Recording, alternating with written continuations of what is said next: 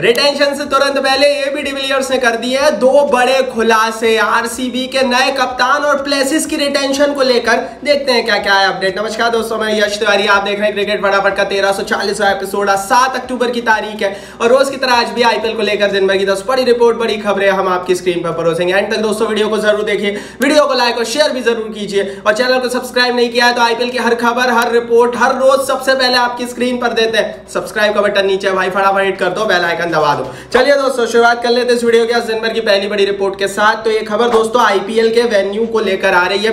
IPL की नीलामी कहां होगी ये बहुत बड़ा रहस्य है और अभी तक इसको कोई सुलझा नहीं पाया है, क्योंकि पिछले साल हमने दुबई में नीलामी होते हुए देखी थी और तब से ही ये कयास लगाए जा रहे हैं कि इस बार भी देश से बाहर नीलामी होगी। ऐसी परिस्थिति में अब नया नाम आया है सऊदी अरेबिया का। रियाद और जेद्दा इन दोनों शहरों को भी बीसीसीआई देख रहा है नीलामी के वेन्यू को लेकर। सऊदी अरेबिया की जो गवर्नमेंट है वो काफी ज्यादा कीन है नीलामी को लेकर, तो या तो दुबई में हो सकती है या सऊदीया भी अब एक विकल्प बन गया। हालांकि दुबई और सऊदीया दोनों में अंतर है।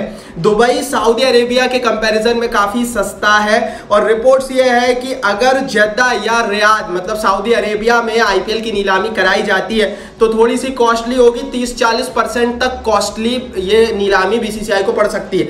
अकॉर्डिंग टू मी, मेरी क्या राय है दोस्तों, मुझे ऐसा लगता है दोस्तों, मेरे हिसाब से दुबई ही बीसीसीआई चुनेगा, क्योंकि आपको प्राइस भी सही पड़ता है और आपको सारी चीजें पता है दुबई को लेकर, सारे नियम कानून पता है, सारा आपने पहले भी एसओपीस किया हुआ है, तो मुझे तो दुबई ही लग रहा है। हालांकि कल से मीडिया में सऊदीया का नाम आ रहा है तो मैंने आपको बता दिया। आगे बढ़ते हैं दोस्तों, दूसरी बड़ी रिपोर्ट की यहाँ से बात करते हैं। तो ये खबर दोस्तों लंदन के हवाले से निकल कर आ रही है। रिपोर्ट यह है दोस्तों कि आईपीएल ऑक्शन के वेन्यू के रूप में लंदन को ऑफिशियली ड्रॉप कर दिया है बीसीसीआई ने, मतलब लंदन में नीलामी नहीं होगी। इसका रीजन यह है कि एक्सट्रीम कोल्ड होता है लेट नवंबर और दिसंबर में लंदन में।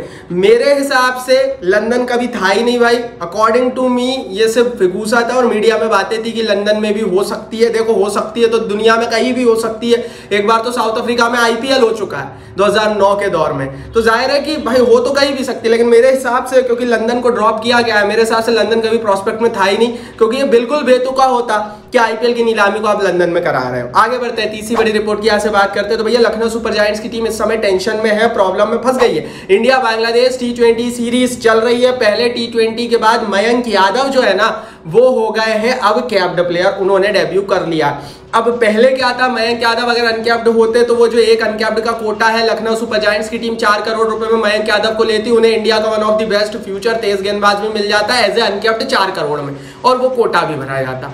अब लखनऊ को कैप्ड प्लेयर के रूप में लेना पड़ेगा मयंक यादव को, मिनिमम 11 करोड़ रुपए देने पड़ेंगे और वो एक अनकैप्ड प्लेयर का कोटा भी नहीं भराएगा। एक अनकैप्ड प्लेयर तो लेना ही है, वो कौन होगा, लखनऊ उसके लिए अब माथा फोड़ेगी। तो कुल मिलाकर ये जो इंडिया बांग्लादेश सीरीज हो रही है ना दोस्तों, ये कई टीमों के ऊपर पानी फेरने वाली है, क्योंकि लखनऊ ही नहीं, चौथी बड़ी रिपोर्ट और सुन लो, सनराइजर्स हैदराबाद के अरमानों पर भी पानी फिरता हुआ नजर आ रहा है। हैदराबाद की टीम नीतीश रेड्डी को as a uncapped player retain करने का सोच रही थी, लेकिन इस सीरीज में उनका भी डेब्यू हो गया है तो वो भी कैप्ड हो गए। अब हैदराबाद की टीम नीतीश रेड्डी को as a uncapped player retain नहीं कर सकती, तो जो लखनऊ के साथ टेंशन हुई है वही हैदराबाद के साथ हुई है। दोस्तों टीमों के लिए अनकैप्ड प्लेयर को 4 करोड़ में कोटा भरना, रिटेन करना मुश्किल पड़ रहा है, क्योंकि ऐसे अनकैप्ड है नहीं राइट नाउ बहुत सारी टीमों के पास जिनको रिटेन किया भी जाए। हो सकता है कई तो ऐसे जो नीलामी में जाकर शायद बिके भी ना, और ये अब फ्रेंचाइजी के लिए गले की हड्डी बन गया। मेरे हिसाब से दोस्तों अकॉर्डिंग टू मी दो पहलू हैं। पहला पहलू तो ये कि अगर कोई भारत के लिए क्रिकेट खेल रहा है तो ये भारत के लिए बड़ा अच्छा है, उसने कुछ किया है इसलिए वो भारत के लिए क्रिकेट खेल रहा है।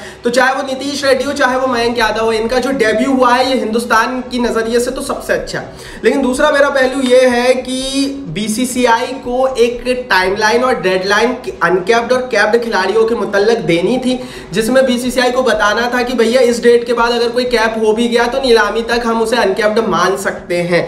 तो दोनों चीजें मेरे हिसाब से ये जो बांग्लादेश सीरीज हो रही है दोस्तों, ये बांग्लादेश सीरीज कई टीमों के अरमानों पर पानी फेर रही है।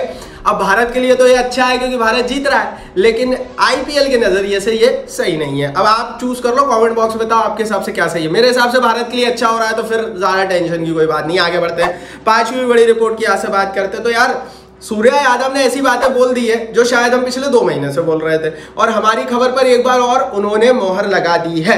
ये जो सीरीज चल रही है इंडिया बांग्लादेश सीरीज, दौरान इनका एक इंटरव्यू हुआ जिसमें इनसे पूछा गया कि क्या आप मुंबई की भी कप्तानी करेंगे, तो इन्होंने कहा देखते हैं गूगली डाल दिया आपने। तो दरअसल उन्होंने क्लियर कट ये बताया ही नहीं कि वो करेंगे या नहीं करेंगे, उन्होंने बोल दिया देखते हैं, लेट्स सी। मतलब साफ है कि बातचीत चल रही है कप्तानी की, मतलब साफ है कि सूर्या यादव मुंबई इंडियंस की कप्तानी चाहते हैं और हार्दिक पांड्या से बेहतर विकल्प है क्योंकि राइट नाउ भारत की कप्तानी कर रहे हैं। तो जाहिर है पांड्या वर्सेस सूर्या, ये लड़ाई जो कप्तानी को लेकर, फर्स्ट रिटेंशन को लेकर मुंबई इंडियंस में चल रही है, ये क्लियर हो गई है।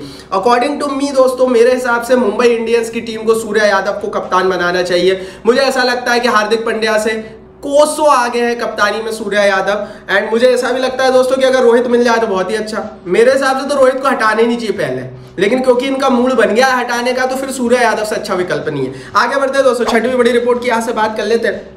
एबी डिविलियर्स ने बहुत सारी ऐसी बातें कही कल जो कि शायद कई टीमों के फैंस को अच्छी लगेगी, कई टीमों के फैंस को बुरी लगेगी। रिपोर्ट यह है दोस्तों कि उन्होंने मुंबई इंडियंस, रोहित शर्मा और आरसीबी को लेकर खुलासे कर दिए। उन्होंने कहा कि रोहित शर्मा का मुंबई छोड़ना और आरसीबी में जाना 0.0%, 1% चांस भी इसकी नहीं है। पहली चीज तो उन्होंने ये बोली कि मुंबई इंडियंस की टीम उन्हें छोड़ेगी नहीं, उन्हें इस बात का बिलीव ही नहीं है एबी डिविलियर्स को कि मुंबई इंडियंस की टीम रोहित शर्मा को छोड़ सकती है। और अगर छोड़ती भी है तो वो आरसीबी में आएंगे और यहां पर कप्तानी करेंगे। ये पूरी प्रक्रिया होने के उन्होंने चांसेस कम बताए। हालांकि एबी डिविलियर्स का कहना गलत नहीं है दोस्तों, ये चीज मैं पहले भी आपसे बोल चुका हूं कि रोहित शर्मा को अगर मुंबई इंडियंस की टीम छोड़ती भी है ना, तो नीलामी में मुंबई इंडियंस तो ठीक है, लेकिन बाकी की टीमें इन पर टूट पड़ेंगी। और ऐसी परिस्थिति में ये बता पाना कि किस टीम में रोहित एग्जैक्टली जाएंगे, ये नामुमकिन टाइप से है। एंड दैट्स व्हाई दोस्तों एबी डिविलियर्स सही बोल रहे हैं। आप बताओ अपनी राय। मेरे हिसाब से अकॉर्डिंग टू मी हम प्रेडिक्ट कर सकते हैं। मुझे ऐसा लगता है रोहित शर्मा नीलामी में जाएंगे और पंजाब या लखनऊ, इन दोनों में से कोई एक टीम इन्हें ले पाएगी। कौन लेगा वो तो नीलामी में जब लड़ाई होगी तभी पता लगेगा। आगे बढ़ते हैं, आप बता दो कमेंट बॉक्स में किस टीम में जाना चाहिए। सातवीं बड़ी रिपोर्ट की यहाँ से बात करते हैं। उन्होंने दोस्तों फाफ डू प्लेसिस की रिटेंशन को लेकर भी एबी डिविलियर्स ने बड़ी बात कह दी है। उन्होंने कह दिया age is just a number, I don't see why his 40 would be issue. उन्होंने कह दिया भाई साफ साफ कि वो 40 साल के हो गए तो इसमें इशू क्या है, एज तो सिर्फ नंबर है। एबी डिविलियर्स साफ साफ कह रहे हैं कि फाफ डू प्लेसिस रिटेन होंगे और वो तो खेलेंगे क्योंकि देयर इज नो डाउट उनकी कप्तानी में एंड उनके परफॉर्मेंस में। देखो यार सही बात बोल रहे हैं, अगर आप कप्तानी का मोर्चा देखो या आप उनकी बल्ले से प्रदर्शन देखो, आप एबी डिविलियर्स को रिलीज नहीं कर सकते। 11 करोड़ 14 करोड़ में बेस्ट ऑप्शन है आपके लिए Faf du Plessis, sorry AB de Villiers बोल रहा हूं, फाफ डू प्लेसिस आपके लिए बहुत बढ़िया विकल्प है। लेकिन अगर फाफ डू प्लेसिस के रिटेंशन में सिर्फ एज के कारण सवाल उठ रहे हैं तो एबी डिविलियर्स का कहना सही है। बाकी इस पर आप अपनी राय कमेंट बॉक्स में लिखो, फाफ डू प्लेसिस को रिटेन होना चाहिए या नहीं होना चाहिए, अपनी राय नीचे लिख दो।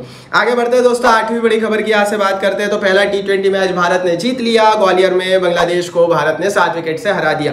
बेशक टेस्ट मैचेस हमने देखे और वहीं से कंफर्म था कि भारत बांग्लादेश को T20 में तो उड़ा ही देगी, लेकिन यहाँ से पता लगता है कि दुनिया में क्रिकेट का विकास क्यों ज़रूरी है।